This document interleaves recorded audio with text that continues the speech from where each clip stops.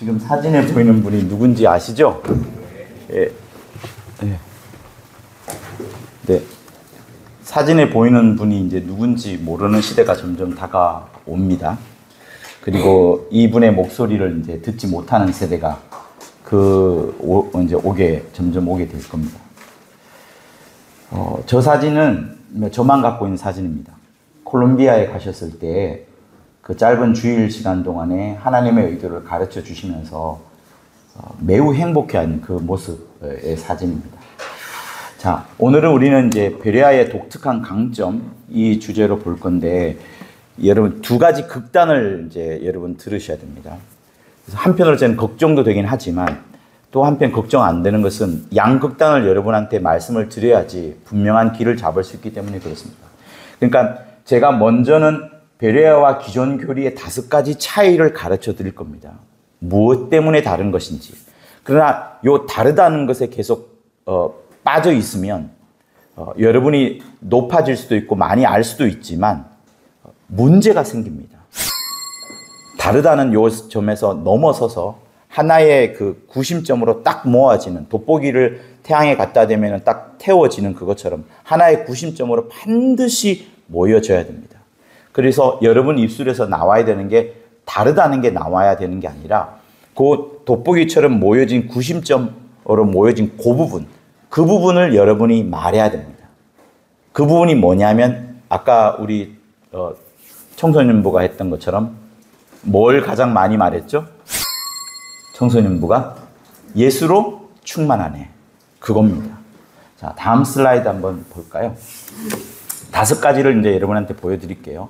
베레아의 기존 교리의 차이 5가지. 그러니까 기존 교리는 가장 크게는 여러분 칼빈이 만든 교리인데, 칼빈이 만든 교리도 역시 카톨릭과 연관이 있습니다. 그래서 기존 교리를 중심으로 성경을 가르칠 때 당연히 제한하여 가르칩니다. 그러다 보니까 성경을 전체로 보지 못합니다. 그러니까 성경에서 가장 중요한 부분, 나 요거 가르치고 싶어 하면서 딱 끄집어낸 그 교리들을 이제 사람들한테 가르치니까 그 교리는 충만한데 그 밖의 것을 보지 못합니다. 그러나 베레아는 요 교리를 보자는 게 아니라 교리 밖에 있는 더 큰 성경 전체를 바라보자, 이 입장으로 보는 거예요. 그래서 그렇게 보자 보면은 하늘을 바라보는 인식이 달라집니다. 그리고 낙원에 대한 생각도 달라집니다. 성경에 낙원이라는 단어가 나와요, 안 나와요? 자신이 없죠? 네. 귀신이 나오나요, 안 나와요? 나오죠. 어떤 사람은 성경을 그렇게 많이 봤지만 귀신이라는 단어를 내가 본 적이 없다 이렇게 막 대드는 사람도 있습니다. 근데 마가복음만 보더라도 귀신이 너무 많이 나옵니다. 그러니까 성경을 그대로 받아들이게 되면 하늘에 대한 인식, 낙원이 있다는 거, 귀신이 막 돌아다닌다는 거, 그것을 확실하게 볼 수 있습니다. 그러나 기존 교리에서는 이게 약화됩니다. 귀신 없어. 낙원? 천국이지. 낙원이 아니야. 하늘 그냥 저 하늘 보이는 거 아니야? 이렇게 봅니다. 그리고 성경 전체를 보게 되면 성경을 하나의 일관성 있게 논리성을 가지면서도 일관적으로 보게 되는 아주 큰 장점이 있습니다. 그리고 기존 교리는 요한복음을 멀리 봅니다. 요한복음을 경시합니다. 왜? 요한복음에는 영적인 게 굉장히 많이 들어가 있습니다. 창세기를 바라보는 눈도 다릅니다. 요한복음이 없었더라면 우리는 아버지 하나님에 대해서 잘 몰랐을 겁니다. 예수님이 이 땅에 오셔서 당신의 객관적인 모습을 카메라 찍듯이 보여준 게 마태, 마가, 누가복음이에요. 그러나 예수 속에 들어가서 예수가 정말 보여주고자 하는 이적과 기사와 표적이 아니라 그 속에 막 넘쳐나는 하나님 아버지를 볼 수가 없었습니다. 요한복음이 없었더라면. 그러나 요한복음을 딱 보면서 요한복음이라는 그 시각으로, 더 정확하게는 요한복음 1장 1절에서 18절까지의 그 안경으로 성경 전체를 바라보면 성경은 완전히 달리 보입니다. 그리고 교리가 얼마나 많이 잘못되어 가고 있는지를 발견하게 됩니다. 자, 다음 걸 보시겠습니다. 이제 하나씩 한번 보기로 할게요.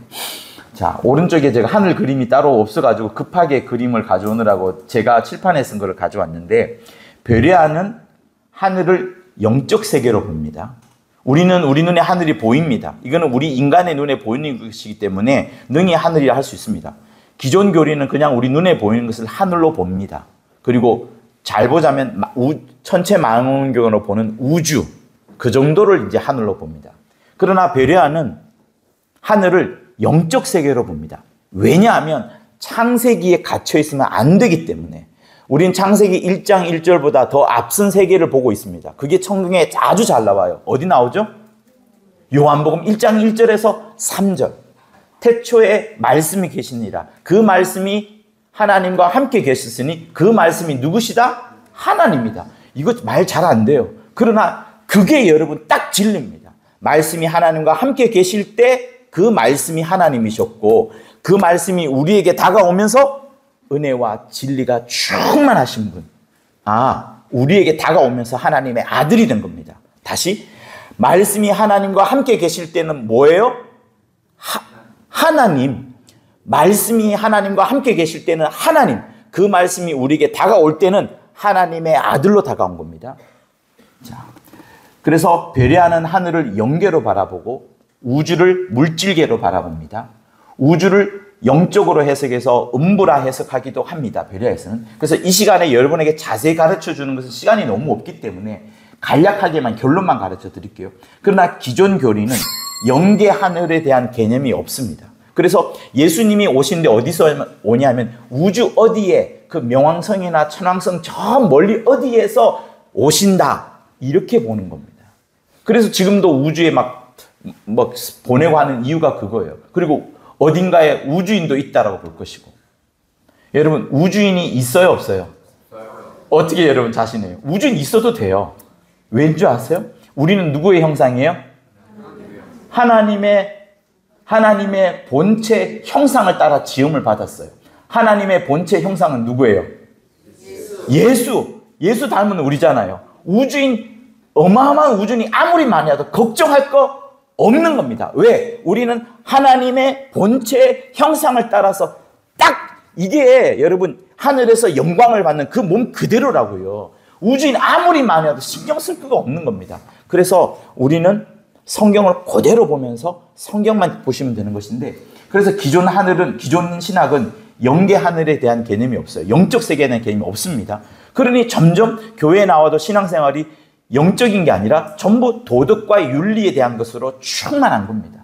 사람을 어떻게 하면 치리하고 다스릴 부분, 그리고 우주를 마귀가 가둬져 있는 음부로 해석하지 못하다 보니까 마귀에 대한 존재도 잊어버리는 겁니다.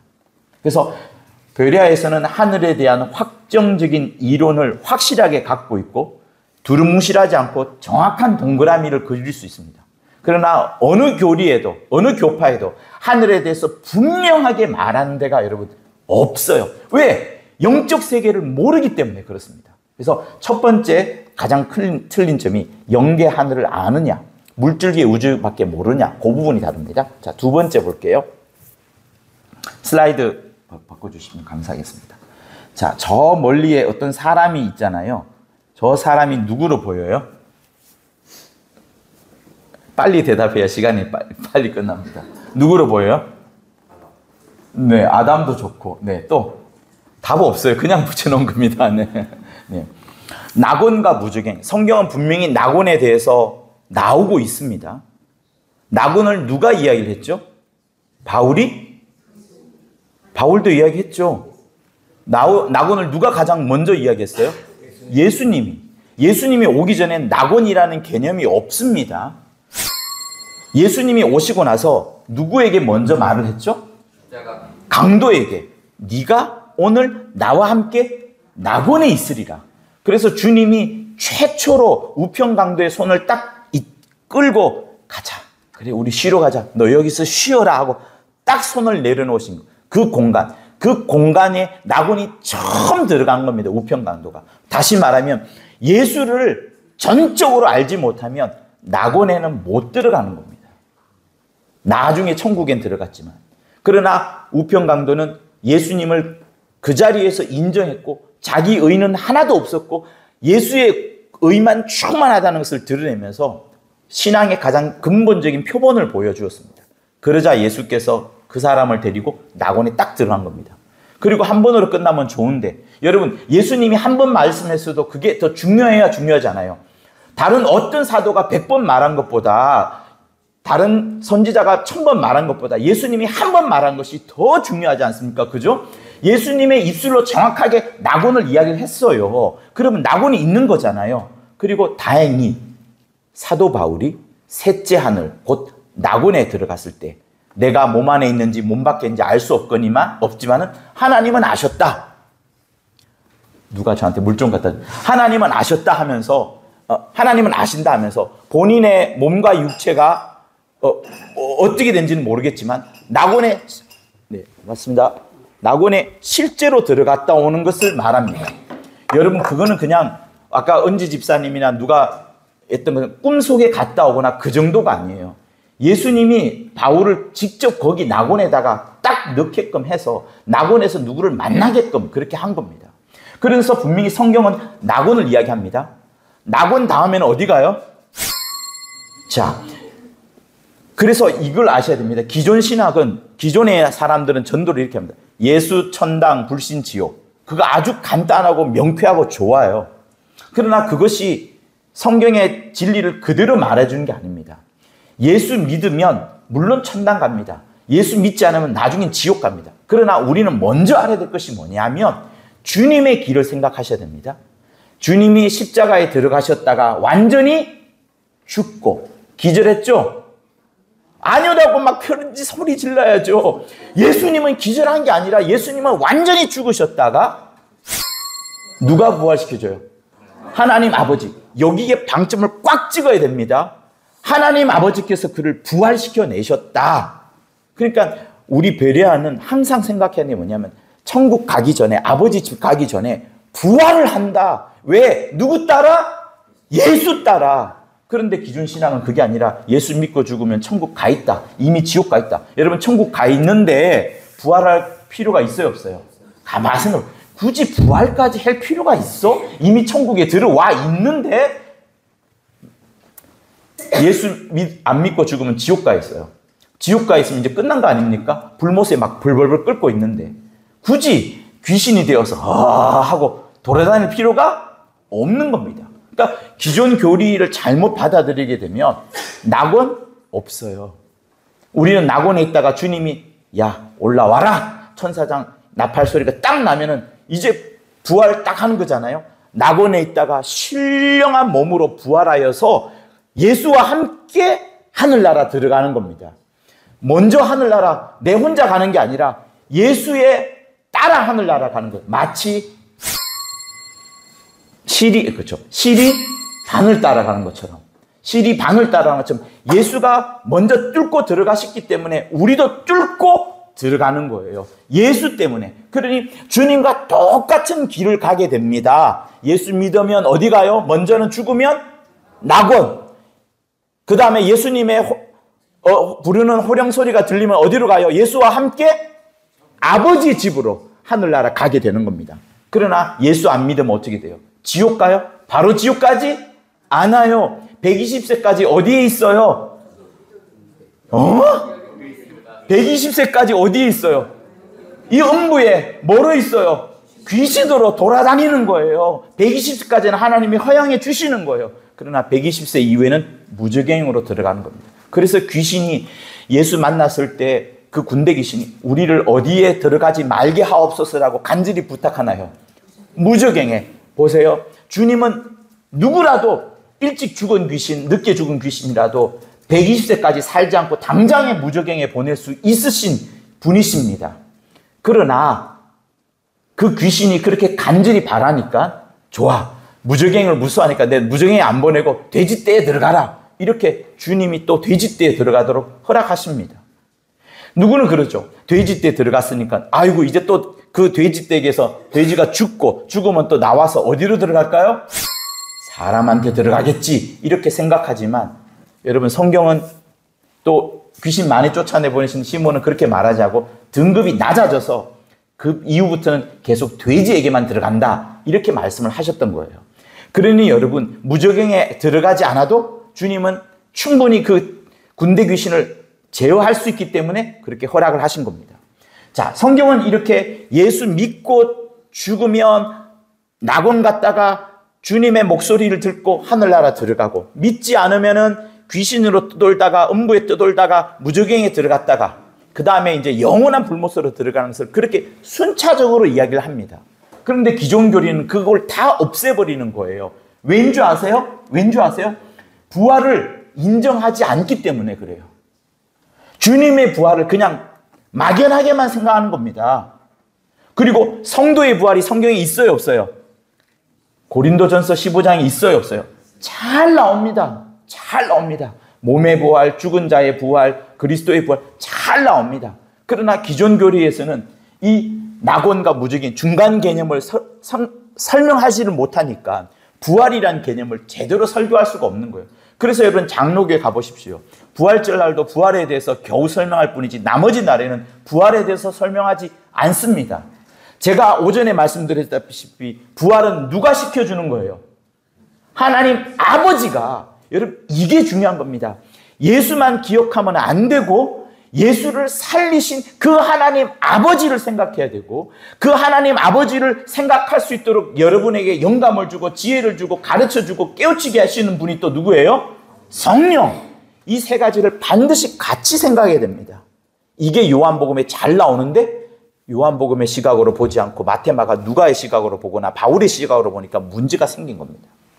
그래서 낙원과 무저갱을 인정하게 되면 주님이 부활하셨다는 것을 인정함과 동시에 우리도 부활할 것과 첫째 부활이 얼마나 중요한지를 말하게 됩니다. 그러니 여러분, 낙원과 무저갱을 모르는 기존 신학에서는 예수님이 다시 오시는 것도 희미하게, 첫째 부활은 더 희미하게, 요한계시록 21장에 첫째 부활이 나와야 안 나와요?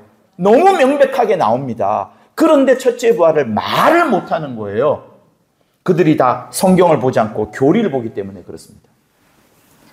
마태복음 12장 43절에 떠도는 귀신 본문에 관한 신학적 전개. 귀신이 몸 밖으로 나와서 두루두루 다니다가 물 없는 곳으로 다니고 쉬고 싶지만 전혀 쉬지 못하는 그 모습을 기록하고 있죠. 그런 것들도 기존 신학은 아예 해석을 못합니다. 아예. 자, 다음 페이지를 볼게요. 넘겨주십시오. 자, 저 뒤에 그림은 누구로 보여요? 응? 용사, 네피림.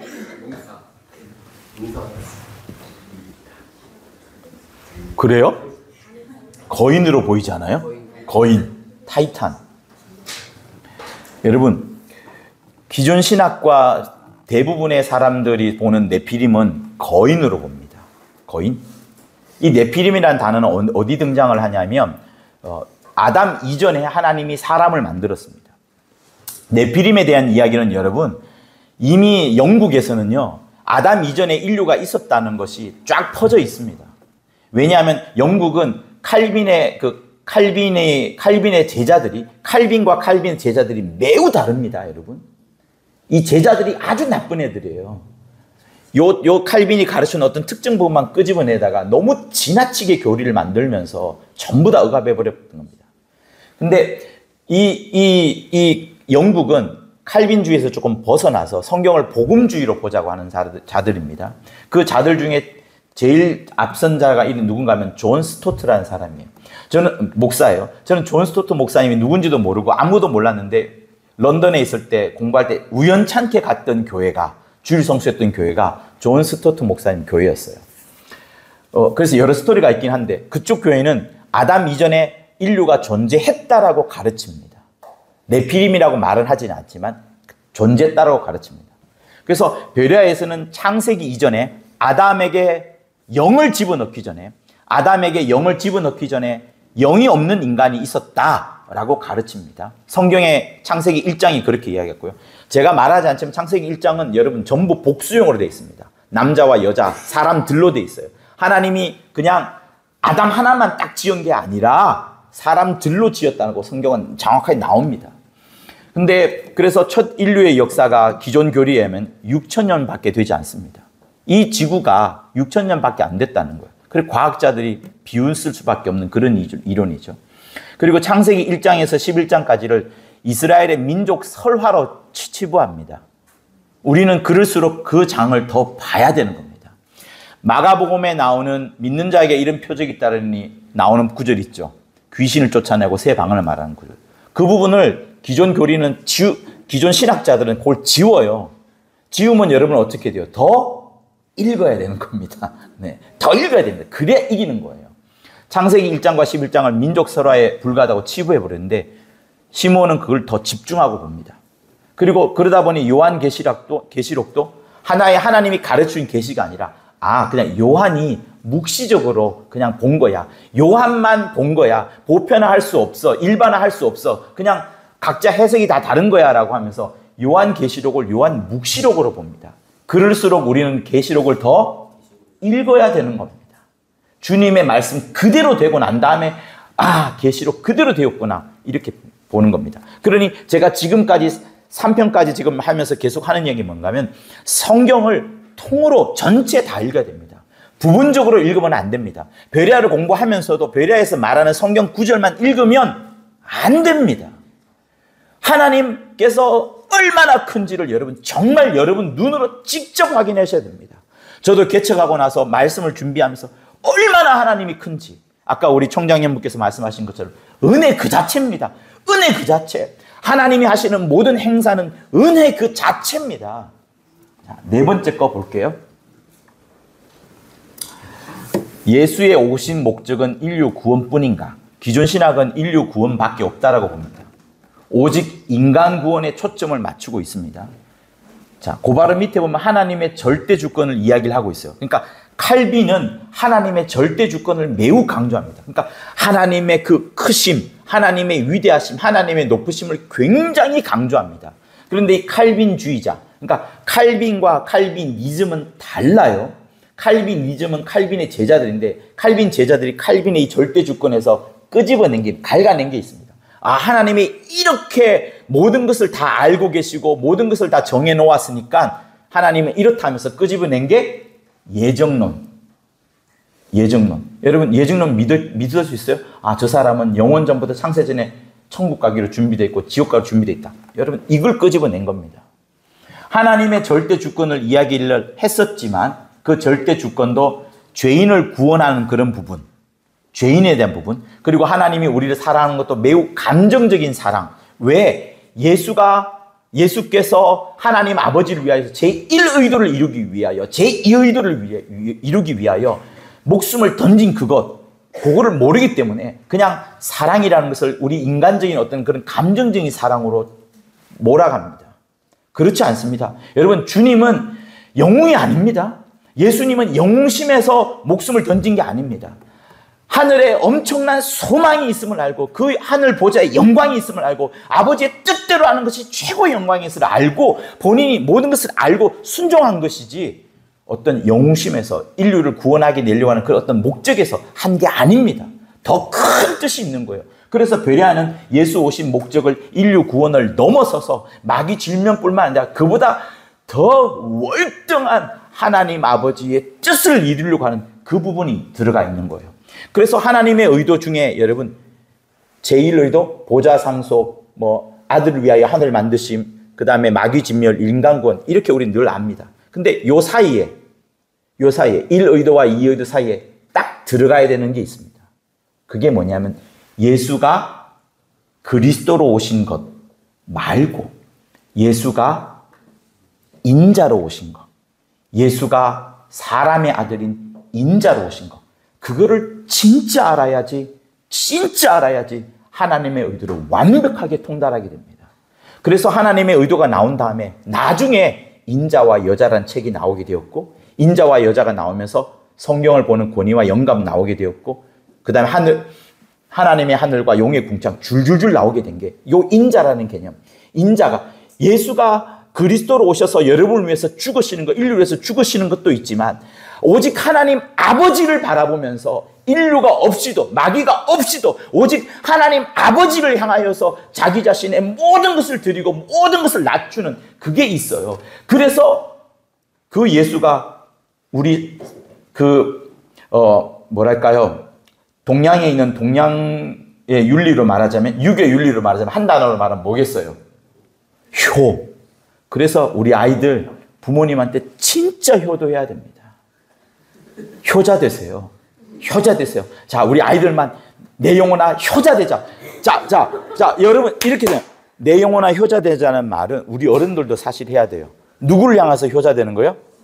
하나님을 향하여. 예수님이 인자 되셔서 그렇게 자신 낮춘 것처럼 우리도 하나님 아버지를 향하여. 왜? 이제 조금 다음에 나올 건데, 우리가 아버지를 뭐라고 불러요? 하나님 아버지를 뭐라 불러요? 아빠라고 부른다고. 아빠라고 부른다고요. 그러니까 아빠라는 그 단어는 하나님께서 창세 전부터 몰래 심어둔 그 가장 높으신 분, 가장 경외해야 될 분, 가장 존귀를 봐야 될 분을 딱 심어놓은 그 이름이 아빠라고요. 아빠라는 이름이 엄청 중요합니다. 그래서 내 영혼아, 우리 다 같이 내 영혼아 효자 되자 할 때, 부모님한테 효자 되자는 그것도 있지만 하나님 아버지를 향하여 정말 효자 되자 하는 그 마음이에요. 자, 우리 두 번 합니다. 시작. 내 영혼아 효자 되자. 내 영혼아 효자 되자. 약간 이쪽이 크게 들렸는데. 자, 네, 이렇게 그래서 하나님의 의도 셋이 있고요. 요한복음 12장 28절에 32절은 제가 보다가 깜짝 놀란 구절입니다. 하나님께서 아버지께서 유일하게 두 번이 아닙니다. 하늘에서 목소리를 들려주는 경우가 있어요. 첫 번째가 어딜까요? 네, 침례받을 때 요단강에서 뭐라고 말씀하셨죠? 하나님의 목소리가 뭐죠? 이는 내 사랑하는 아들이요 기뻐하는 자라. 아버지의 모든 꿈은 아들에게 있는 거예요. 그래서 여러분 부모, 여러분 굉장히 사랑하는 거예요. 내 사랑하는 아들이요 기뻐하는 자라. 그리고 또 한 번, 두 번째 어디서 나왔죠? 변화산에서. 그때 뭐라고 하셨죠? 그렇죠. 이는 내 사랑하는 아들이니 너희는 얘 말 좀 들어라. 예수 좀 말 좀 들어라. 이렇게 말씀하시는 거예요. 그리고 세 번째가 저도 보다가 놀랐어요. 요한복음 12장 28절에 32절에 있는데, 거기에는 하나님의 1의도, 2의도, 3의도가 다 나오는 정말 황금 덩어리와 같은 그런 성경 구절이 쫙 들어가 있어요. 제가 아직 우리 교회에서 설교도 하지 않았는데 여러분한테 처음 알려주는 겁니다.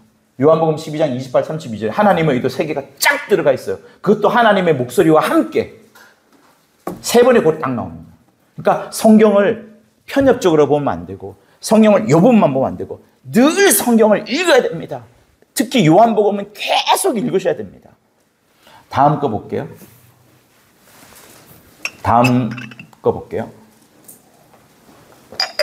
자, 누가 영어 한번 읽어보세요. 저기 박희정 어디 있어요? 읽어보세요. 빨리 읽어보세요. 빨리 끝납니다. 안 보여요? 예. Did Jesus call God Abba? 예수께서 하나님을 아바로 부르셨습니까? 라는 질문입니다. 고대 몇몇 학자들이 왜 예수님만, 유대인 중에 어느 누구도 하나님을 아바라 부른 자가 없어요. 어느 누구도, 어떤 주의 종도, 구약의 어떤 종도 하나님을 아바라 부른 적이 없습니다. 아버지라 부른 적이 없어요.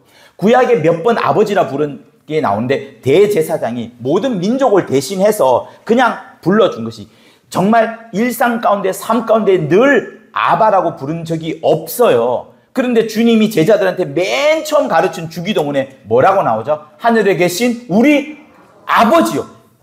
유대인들이 듣고 나서 미쳤네요. 하나님을 아버지라 하다니요. 감히 우리가. 근데 예수님은 그걸 가르쳐 주십니다. 요한이 제자들한테 막 기도문 가르치는데, 예수님이 가르친 기도는 하늘에 계신 우리 아버지여라고 말하면서 아바를 가르칩니다. 예수님만큼 이 땅에 계실 때 유대인 중에 아바라고 많이 부른 자가 없어요. 지금도 유대인들은 아바라 못 부릅니다. 근데 여러분은 부를 수 있어요, 없어요? 불러야 돼요, 안 돼요? 불러야 되는 겁니다. 아바, 아버지. 그래서 기존 신학은 오직 이거는 제가 오타네요. 안 보셔도 되고. 여기 영어에 보면 어떤 유대인도 하나님을 아바라 부른 적이 없다. 그러나 복음서를 쓴 자들이 기록하기를 예수는 항상 하나님을 아바라 혹은 my father, 아버지라 불렀다. 단 한 번 예외가 하나 있긴 한데 마가복음 15장 23절에서의 엘리 라마 사막다니 할 때 그 엘리라 부른 것 이외에는 전부 아바라 불렀던 겁니다. 자, 제목이 여호와와 아바입니다. 베레아에서 가장 마지막 껍질이 뭐냐 하면, 자, 여러분 이거 진짜 민감하면서 중요한 건데 가장 마지막 껍질은 뭐냐면 아바와 아버지를 굉장히 분리하는 겁니다. 구약에 나오는 여호와, 구약에 나오는 여호와는 저는 매번 경험하고 있습니다. 구약에 나온 여호와는 여러분 함부로 말할 수가 없어요. 제가 이렇게 지금 설교하는 중에 유대인이 한 명이라도 있으면 이거 유리창 깰 거예요. 여호와란 단어 말 못합니다. 그리고 단어도 YHWH로만 쓰지 말을 못하는 거예요. 여호와란 이름은 말하면 안 돼! 이걸로 딱 확정되어 있습니다. 그런데 유독 한국교회가 굉장히 많이 부르죠. 그건 잘못 알고 있기 때문에 그래요. 구약에 나와 있기 때문에 구약에 나와 있으니까 좀 더 할아버지급이 되고 그렇게 생각하는데 그렇지 않습니다. 여호와는 시몬이 마지막으로 껍질을 벗긴 것은 뭐냐면 여호와는 만물을 만드신 하나님, 창세기에 나오는 그 크신 하나님이에요. 크신 하나님. 그러나 아바는 그 창세기에 나온 하나님보다 더 크신 하나님입니다. 구약에 나오는 하나님은 하나님이지만 그가 나타나는 존재로서는 여러분 육체가 아니라 천사의 모양으로 나타난 거예요. 그러나 예수는 하나님이에요, 하나님 아니에요? 자, 예수님은 이 땅에 오실 때는 하나님의 아들로 나타나셨습니다. 그러나 바울 서신을 계속 보면, 그리고 요한복음을 보면 지금은 하나님의 아들이면서 동시에 하나님으로 계신 거예요. 그래서 여러분들이 저 하늘나라 가게 되면 아바는 볼 수 없어요. 아바는 절대 못 봅니다. 혹시나 여호와는 볼 수 있을 거예요. 혹시나 과거에 일했던 여호와는 볼 수는 있을 겁니다. 그러나 그 이름을 쓰지는 않겠죠. 왜냐하면 예수가 이제 딱 등장을 하셨기 때문에 아무 의미가 없어집니다. 그래서 시몬은 이 여호와보다 더 월등한 예수를 말씀하시고 예수보다 더 크신, 도무지 가늠할 수 없을 만큼 너무나도 크신 아바를 마지막으로 이야기하고 딱 인생을 마지막 하신 거예요. 그러나 여러분, 그러니까 이제 다 강의를 다 끝마쳤어요. 여러분들이 틀린 것을 갖고 주장을 하고 틀린 것 갖고 나가서 나 너보다 많이 알아 이렇게 되면 안 됩니다. 왠지 아세요? 그러면 또다시 나눠집니다. 여러분의 입술에서 가장 많이 나와야 되는 게 다르다일게요? 아니면 예수일까요? 예수여야 합니다. 다르다는 거 아무리 말해도 병 못 고칩니다. 예수를 말해야 병을 고치는 겁니다. 자, 다음 거 보여주세요. 베레아, 나는 이렇게 생각한다. 뭐뭐를 향한 순전한 뭐뭐와 뭐뭐. 좀 어렵네요. 제가 지금 봐도 월요일날 양창수 집사님한테 드리고 난 다음에 내가 풀으려고 해도 지금 어려워지네요. 네. 다음 거 볼게요. 그러면 다음 거 볼게요. 다음 거. 네. 자, 베레아의 본질과 왜곡. 베레아의 본질은 뭘까요? 하나님의 말씀을 깊이 상고하는 겁니다. 하나님의 말씀, 그리고 예수 중심의 삶과 그 사랑으로 연합하는 겁니다. 그리고 성령의 영감으로 누리는 생명과 진리입니다. 하나님의 말씀과 예수와 성령이 딱 함께 역사하는 그것이 베레아의 본질입니다. 그런데 작금이 아니죠. 과거부터 계속 일어나왔던 하나의 문제점 중에 한 가지가, 그리고 본교에 있는 어떤 목사가 하는 이야기 지적도 틀린 바는 아닙니다만, 너무 베레아가 차원이 높아요.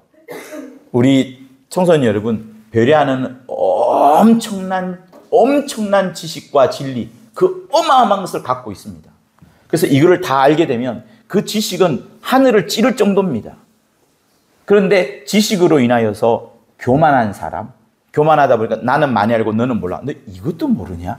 이것도 모르냐? 예를 들면, 야, 그거는 환원에서는 말했지만 베레아는 안 나와. 반대편. 아니, 베레아를 알고 환원까지 가야지. 이러면서 어떤 배척과 나누는 것이 생깁니다. 저는 그런 것들을 보면서 너무 마음이 아팠습니다. 물론 가야 되는 부분은 환원까지 반드시 가야 됩니다. 아바까지 말할 수 있어야 됩니다. 그런데 내가 많이 안다는 지식으로 인해서 높아지면 어때요? 남과 같이 어울리려 하지 않고 천상천하 유아 독존 혼자 따로 놀려고 하게 됩니다. 그러면 나중에 그 사람은 스스로 따가 되는 거예요. 분열과 분파 계속해서 나눠지는 것이 배려가 아닙니다.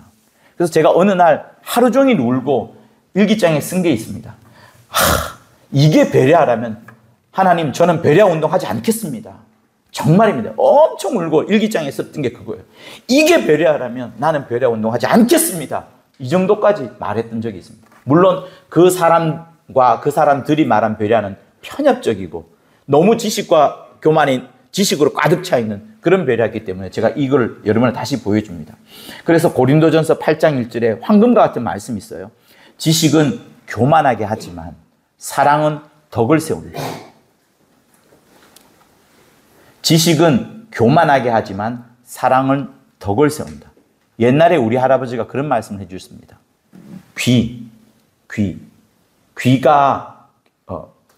귀를 많이 열면 다 사람을 친구로 삼게 되고 입을 많이 열면 뭐로 만든다? 적으로 만든다. 그런 말씀을 하셨습니다. 여러분, 우리 안에 많이 쌓여지고 들어가는 것은 좋습니다. 그러나 나와야 될 건 딱 한 가지면 됩니다. 뭐가 나와야 되겠죠? 네, 다음 장면 보겠습니다. 다음 장면. 그래서 끝마쳤을게요. 참된 배려를 위한 저의 기도가 이렇습니다. 오직 예수여, 우리로 하여금 분열과 분파 나누어지는 게 아니라 그리스도 예수 안에서 하나된 그 하나된 사랑이 충만하고 또 그 진리를 추구하면서 살아가는 그것, 그리고 우리의 삶과 신앙이 예수의 피와 생명으로 충만해지는 그것. 그래서 배려의 참된 정신이 많이 알고 있다, 너보다 더 많이 안다, 이게 아니라 내 안에서 풍겨져 나오고 내 안에서 드러나는 것은 예수 하나여야 된다라는 그 부분을 여러분에게 말씀드리고 싶은 거예요. 그래서 여러분 안에 무엇이 있어야 되느냐? 많이 안다는 열정, 많이 가르치다는 그런 그 충성이 아니라 어떻게 하면 예수, 이래도 예수, 저래도 예수, 예수가 나를 위해 죽으셨다, 예수께서 이제 부활하셨다, 하나님 아버지께서 부활시켜 주셨다 하는 이거, 예수로만 충만하면 되는 겁니다. 그래서 여러분, 우리 예수 침례교회 분들한테 한 가지 질문을 해볼게요. 질문하기 전에 시몬이 이런 말씀을 한 적이 있습니다. 교단이 여러 교단이 있어요. 장로교단, 감리교단, 성결교단, 순복음교단.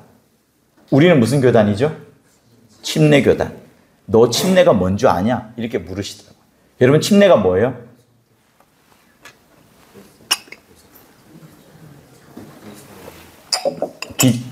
한국 침례교회, 한국에 있는 큰 교단에서 침례교에서 생각하는 침례는 뭘까요? 물속에 들어갔다 나오는 그거를 침례로 생각합니다. 장로교.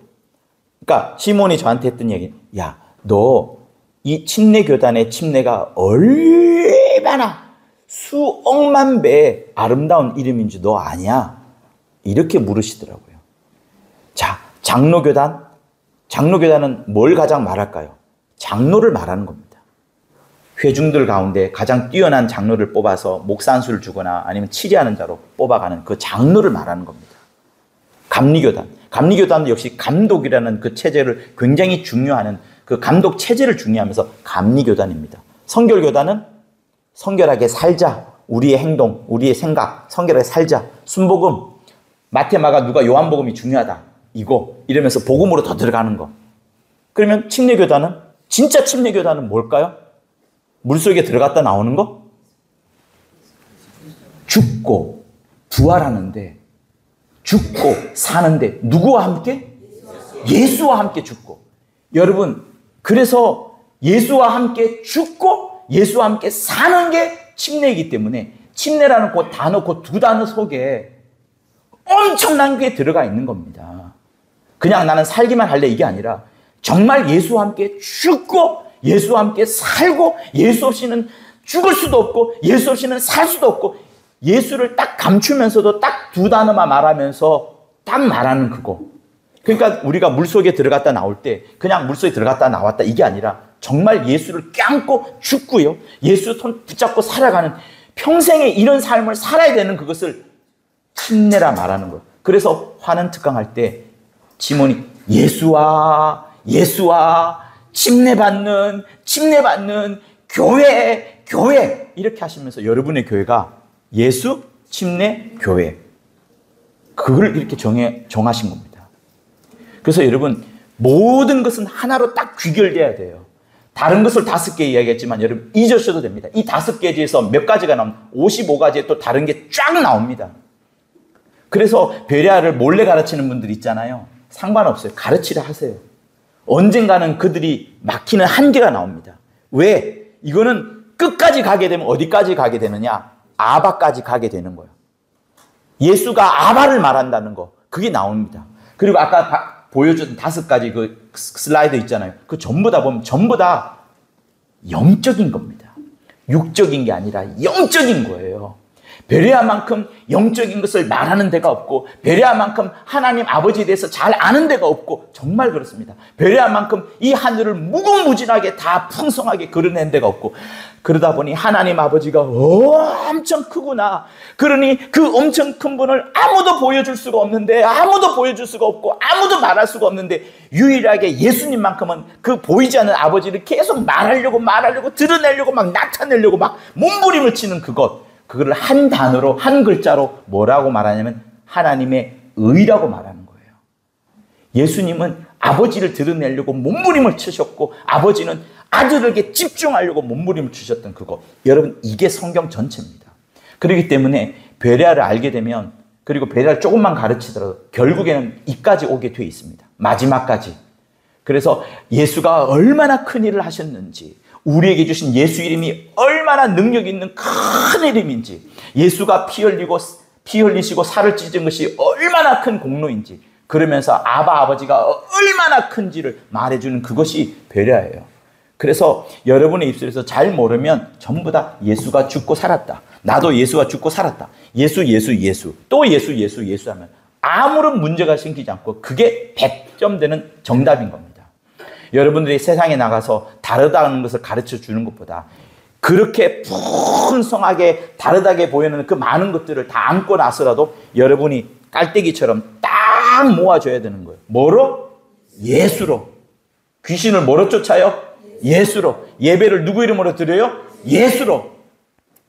전부 다 예수로 딱 끝마치면 되는 겁니다. 그래서 베레아를 한마디로 말하자면 예수에 대한 거 그리고 그 예수에 대한 것을 전부 기록하고 있는 게 어디 있어요? 성경에 있다는 거. 그러니까 여러분들이 베레아를 가르칠 때 절대로 이거 김기동 목사님 거다. 이 시몬 책에 나온다. 시몬 젖에 나온다. 이렇게 알면 2단인 거예요. 1단밖에 안 돼요. 3단, 4단, 5단 고단수가 되려면 성경을 딱 보여주면 됩니다. 성경인 대로 그대로 보여주면 됩니다.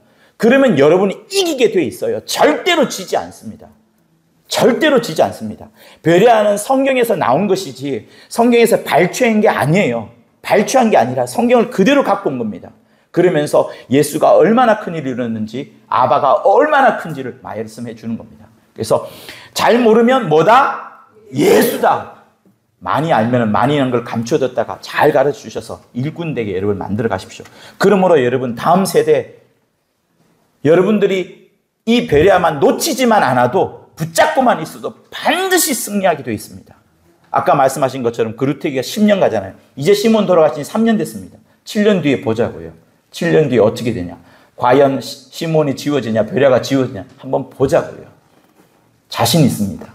여러분 모두에게 하나님의 크신 뜻이 충만하여서 이 베레아를 위하여 또 예수를 위하여 죽을 수 있으리라 하는 그런 큰 다짐과 확신이 들기를 예수 이름으로 축원합니다.